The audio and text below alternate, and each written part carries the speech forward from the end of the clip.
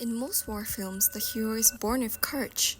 In Ash of Tomorrow, courage is manufactured through the most grueling teacher imaginable: repetition. I think I'm okay. On your feet, maggot! Maggot! Maggot! I'm trying to be nice to you, maggot! Now move! Major William Cage begins as a man defined purely by his rank and his cowardice, a paper pusher who attempts to blackmail his way out of the front line to avoid reality of combat. However, Doug Liman's 2014 sci-fi classic is more than an action movie. It is an exploration of existentialism. I selected this film because it perfectly literalizes the Sisyphus myth, the philosophical idea of being trapped in a seemingly meaningless, eternal cycle until the individual creates the meaning of their own within it. By analyzing Cage's journey from existing as a cowardly PR man to defining himself through deliberate action, we can see the time loop structure not just a plot device, but as a laboratory for the soul. Through the repetitive cycle of the mimic time loop, the film demonstrates that essence is not predestined by military rank or fate, but is instead a grueling manual construction of self through radical freedom. The narrative structure is our first film element. In existentialism, John Paul argued that existence precedes essence. We are born first, and we define who we are later through our action. Every time Cage resets, he is stripped of his progress, status, and safety. He is in a state of existential dread. This mirrors Albert Camus' The Myth of Sisyphus, where the hero is condemned to roll a rock up a hill for eternity. Cage's rock is the beach invasion.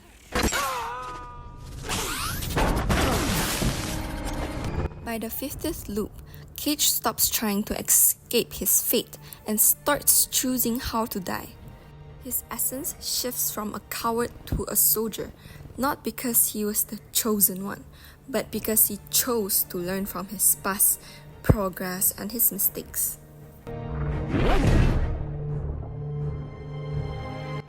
The camera shots and angles emphasize Cage's isolation.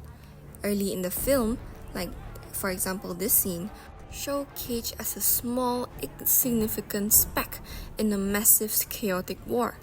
This visualizes the absurd, a vast universe that is indifferent to his survival.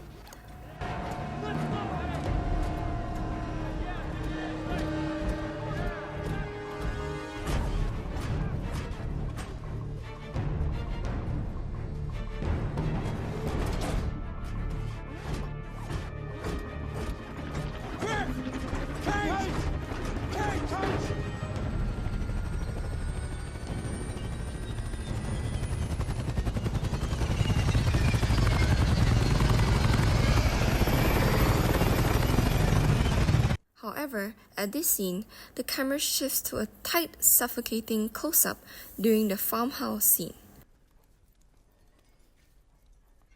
We have to find the keys to the helicopter. I'm sure they're around here somewhere. You know, the heli's full of fuel, though. I found a hose. We're flying, Cage. Let's just say we find the keys. You know? Get that helicopter. Even though he is with Rita, the camera focuses on his eyes to show that he is effectively alone in his knowledge of the future. Existentialism posits that we are condemned to be free. The camera focuses on his internal struggle, highlights that the weight of the world's survival rests solely on his individual choices, a classic existential burden. Whoa! It's a dead end. Hey, just... If it's all the same to you, I'm tired, I'm in pain, I'd rather just start fresh. I'll tell you what. Take a few minutes. Coffee's ready. I'll look around for the keys. That's productive. 10 minutes, Okay? and then I'm killing you. Fine. The character dynamic between Cage and Rita Vertasky represents the concept of the other. At this scene, Rita is initially a tool for Cage's survival. He views her as a means to an end. Simone de Beauvoir existential ethics suggests that one's freedom is tied to the freedoms of others. Cage's character arc is completed when he loses the power to loop. In this scene, he chooses to go on a suicide mission without the safety net of the reset. He is no longer acting out of desire for a happily ever after, which he knows is unlikely, but because he has defined his own moral code in a godless, alien-infested world. I can't reset the day anymore. The film's greatest strength is its editing, which prevents the narrative from becoming repetitive while reinforcing the existential weight of every failed life. It avoids the chosen one trope by making Cage earn his competence through thousands of agonizing deaths. The ending is often cited as a weakness by providing a happy reset where everyone lives. The film slightly undermines the existentialist dread established in the second act. A true existential ending might have seen Cage die permanently to save a world that would never know his name. What do you want?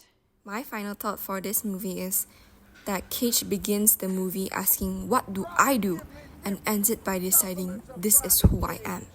Thank you so much for listening. If you enjoyed this movie analysis, don't forget to hit the subscribe button and let me know if your favorite reset moment in the comments. Until next time, on your feet, maggot!